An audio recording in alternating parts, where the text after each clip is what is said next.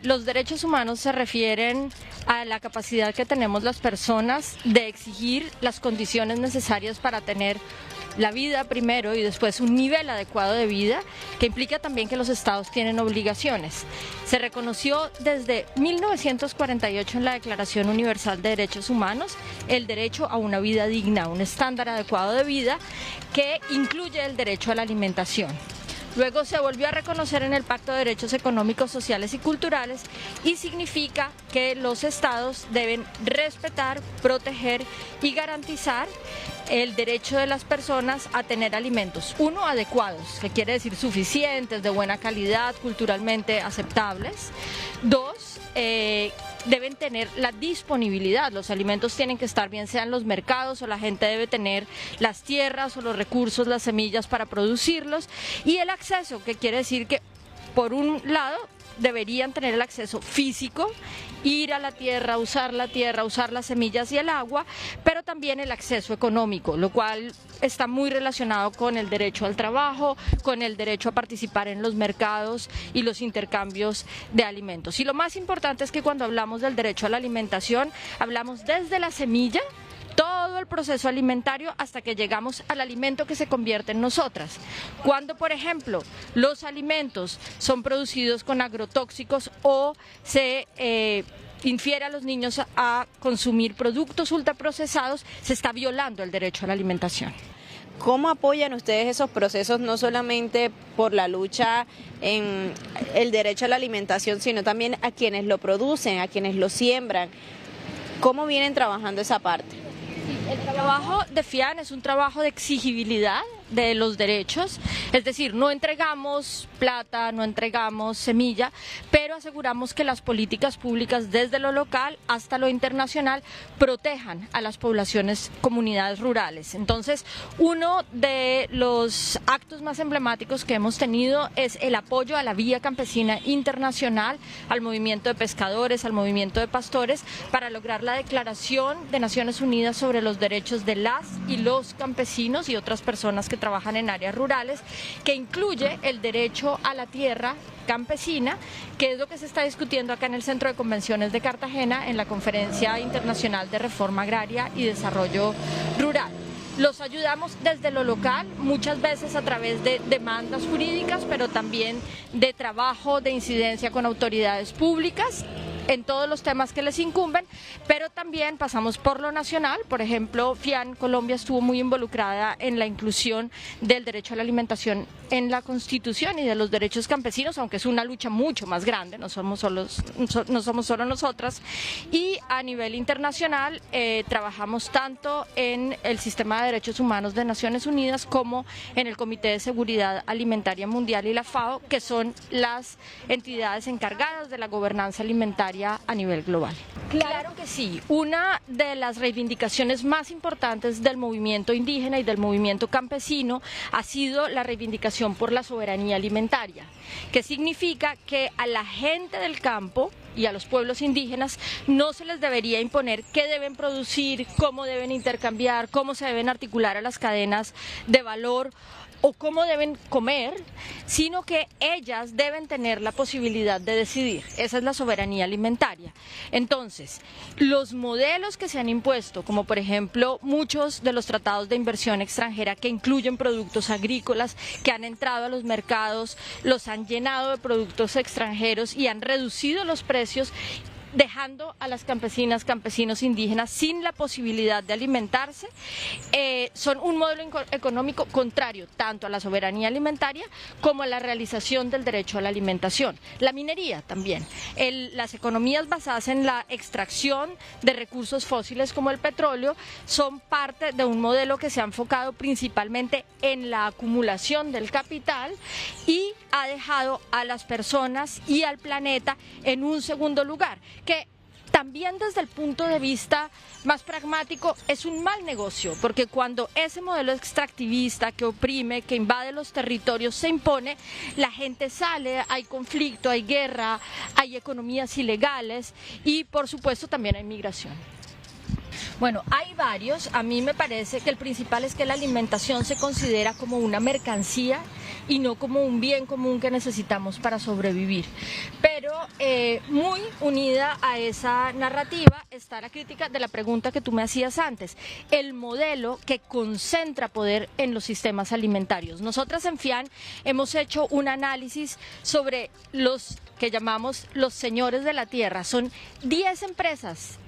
corporaciones multinacionales que tienen el 1% del capital y dominan el 70% de las tierras agrícolas. No estamos hablando de fincas de los finqueros, por ejemplo. Estamos hablando de grandes empresas que están acumulando, y eso desde el punto de vista del pragmatismo, no solo de los valores, es bastante problemático, porque cuando llegan crisis como el COVID, las crisis climáticas y las guerras, somos tan dependientes de esas empresas que si no tenemos a las empresas asegurando las cadenas de valor, nos quedamos sin alimentos. Si nos basáramos en una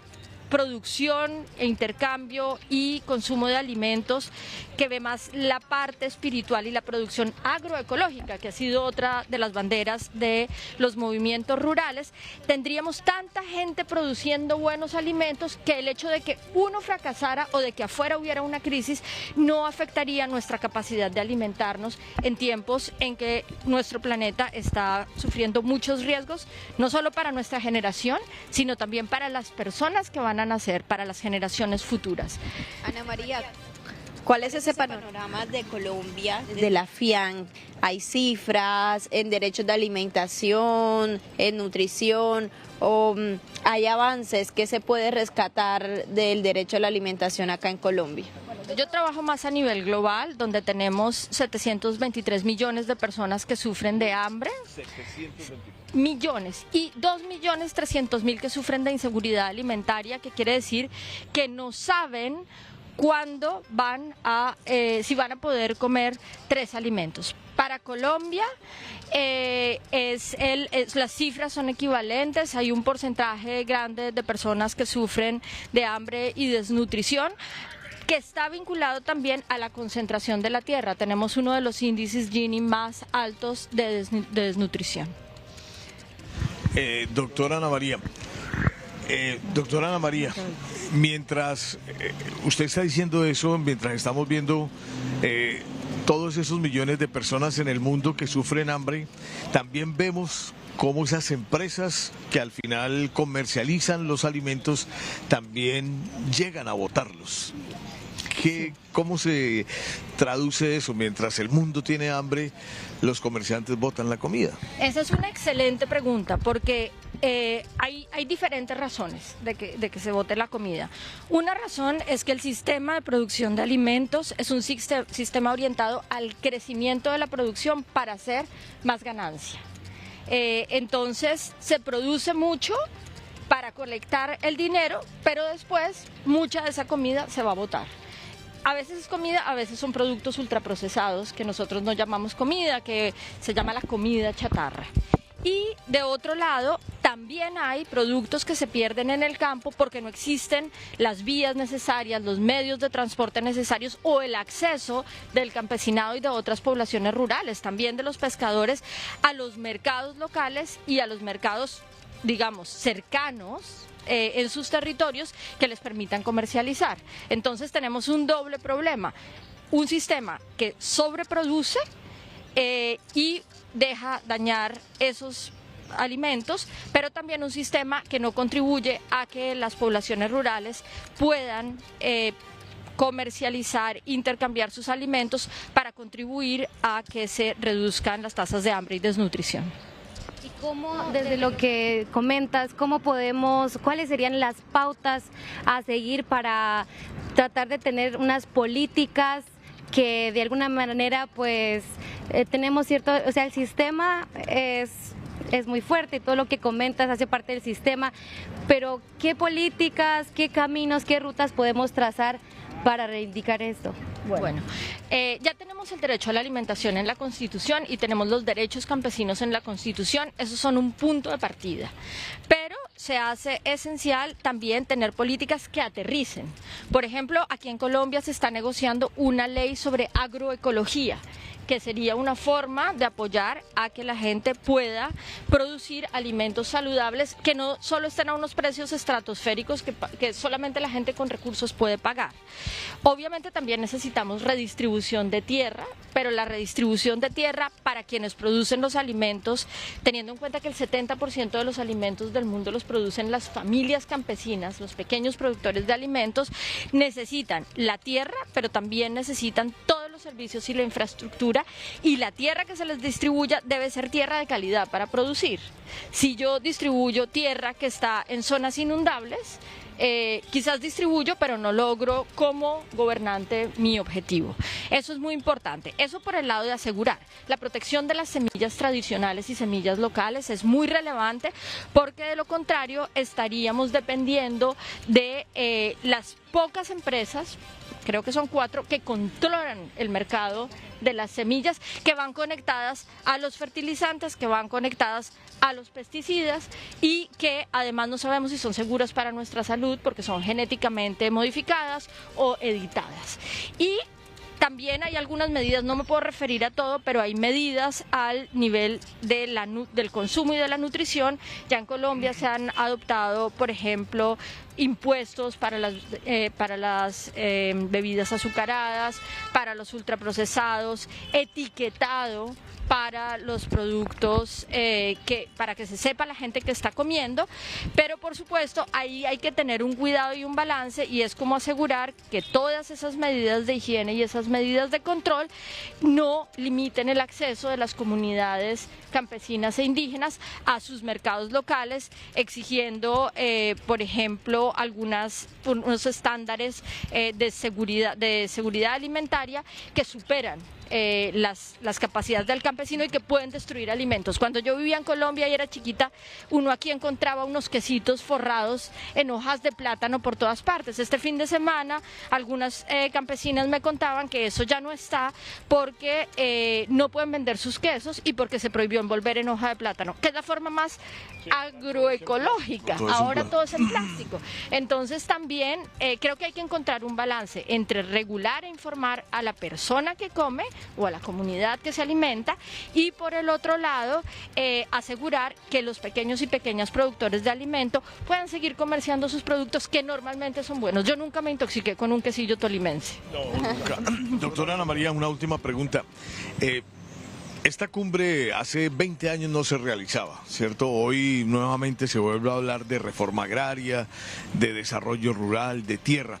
En esta declaración que mañana se va a conocer aquí, pues de las conclusiones de esta conferencia, ¿qué se va a decir o qué se va a pedir al mundo sobre el derecho a la alimentación? Bueno, lo que estamos pidiendo es que se implementen las reformas agrarias que estén adaptadas a los problemas del siglo XXI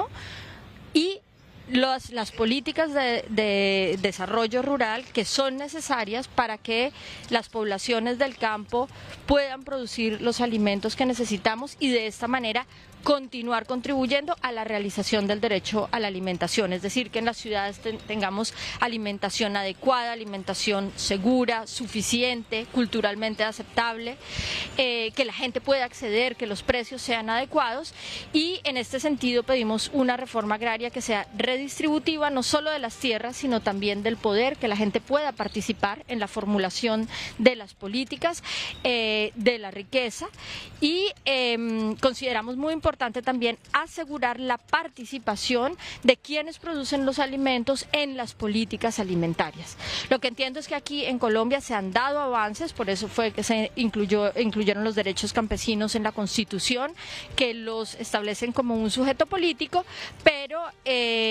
también necesitamos bajar todas esas ideas al territorio. Y muy importante y casi nuevo en este debate es que nosotras desde FIAM pedimos a los estados que consideren los impactos, primero, de la financialización, todas las redes financieras que hay detrás de la producción de la agroindustria, y de la digitalización en la realización del derecho a la alimentación y que adopten medidas para asegurar que a medida que se van identificando los riesgos y daños que se producen, puedan los estados adoptar las medidas legislativas y las políticas públicas que son necesarias para proteger el saber campesino, reconocer el saber campesino y asegurar que los grandes poderes digitales no extraigan el saber campesino e indígena de los territorios.